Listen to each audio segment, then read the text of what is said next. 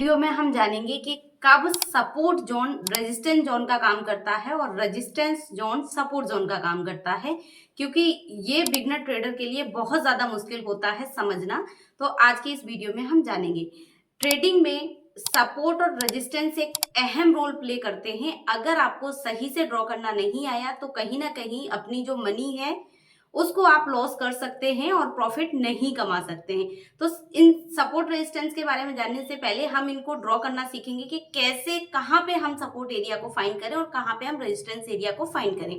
अगर कोई coin 100 rupees पे बार बार आके सपोर्ट ले रहा है, यानी 100 रुपए से नीचे वो नहीं जा रहा है, तो वो एक अच्छा सपोर्ट जोन हो सकता है। वहां पे कुछ पुराने बायर, कुछ नए बायर आ सकते हैं, जिससे मार्केट में थोड़ा मूवमेंट आ सकता है और वहां से वो ऊपर की तरफ जंप कर सकता है, उछाल ले सकता है। तो उसको आप सपोर्ट जोन मार्क कर सकते हैं।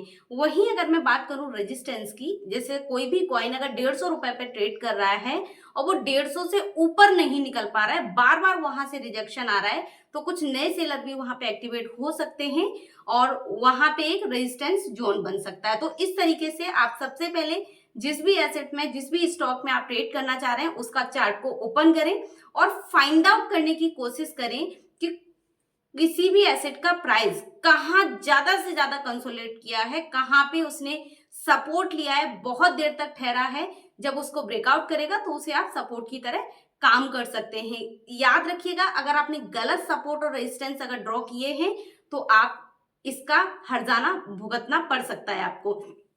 तो होता क्या है, अभी आपने सपोर्ट रेजिस्टेंस ड्रॉ किया, बहुत सारे लोग हैं जो बिगनर ट्रेडर हैं, वो समझ नहीं पाते हैं कि सपोर्ट कब जाके रेजिस्टेंस का काम करता है ना।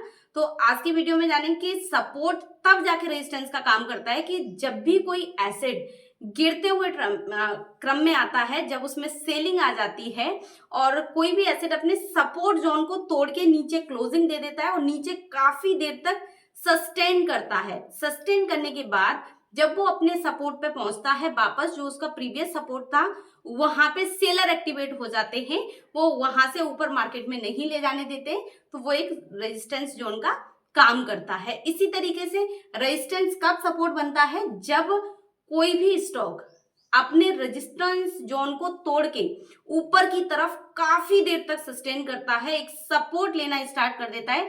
एग्जाम्पल की बात करूं, कोई भी स्टॉक या कोई कॉइन 150 रुपए उसका रेजिस्टेंस जोन है, 150 रुपए पे जाने के बाद वो 150 से 160 जाता है, यानी 5-10 रुपए ऊपर जाता है और वहां पे काफी देर तक ठहरता है। वहां पे बहुत टाइम तक वो 150 से नीचे नहीं आ पाता, क्योंकि उसको लोग लाने नहीं देते, है ना। तो नेक्स्ट टाइम आपका जो 150 है वो आपका एक सपोर्ट बन जाएगा, वहां से नए बायर एक्टिवेट होंगे और वहां से एक उछाल देखने को मिल सकता है। याद रखिएगा, कभी भी कोई भी टेक्निकल एनालिसिस प्रॉपर काम नहीं करता, वो डिपेंड करता है, कभी न्यूज होती है, कभी कुछ मार्केट के कई सारे फंडामेंटल्स होते हैं जिस भी एसेट पे आप काम कर रहे हैं, तो इसके लिए कई सारी कंफर्मेशन होना जरूरी है। ये जो भी इंफॉर्मेशन मैं दे रही हूँ वो अपने प्रैक्टिकल नॉलेज पे खुद पढ़ाई करके दे रही हूँ। तो आप अगर अपनी रियल मनी से ट्रेड कर रहे हैं तो एक बात की जरूर ध्यान रखें कि अपने खुद के एनालिसिस करना ना भूलें, क्योंकि प्रोफेशनल ट्रेडर कभी भी एक इंडिकेटर पे काम नहीं करता। एक इंडिकेटर मतलब अगर आपने सपोर्ट देखा, रेजिस्टेंस देखा और आपने ट्रेड ले ली, ऐसा नहीं करना।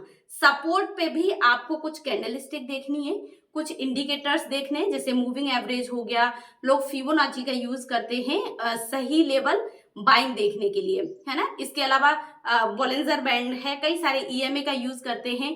टेक्निकल एनालिसिस में चार्ट पैटर्न हो गया, कोई बन तो नहीं रहा है, ये कई सारी आरएसआई हो गया, कई सारी कंफर्मेशन लेने के बाद वो ट्रेड में एंट्री लेते हैं। लेकिन वहीं पे एक बिगनर ट्रेडर क्या करता है कि मार्केट में उसने बड़ी कैंडल देखी सपोर्ट के ऊपर और उसने बाई कर लिया। हमेशा ट्रेडर लोग क्लोजिंग का वेट करते हैं, जो कि नए ट्रेडर से नहीं हो पाता। तो आगे से ध्यान रखें, कभी भी सपोर्ट जब रेजिस्टेंस बने तो उसका ध्यान रखें, कहीं ये सपोर्ट रेजिस्टेंस तो नहीं बन गया है या रेजिस्टेंस सपोर्ट तो नहीं बन गया है। ऐसी ही वीडियोस के लिए, और अगर आप कोई नया टॉपिक चाहते हैं जिस पे आप डीप नॉलेज लेना चाहें तो कमेंट बॉक्स में कमेंट जरूर करें, और ऐसी ही इंफॉर्मेटिव वीडियो के लिए चैनल को सब्सक्राइब करना ना भूलें।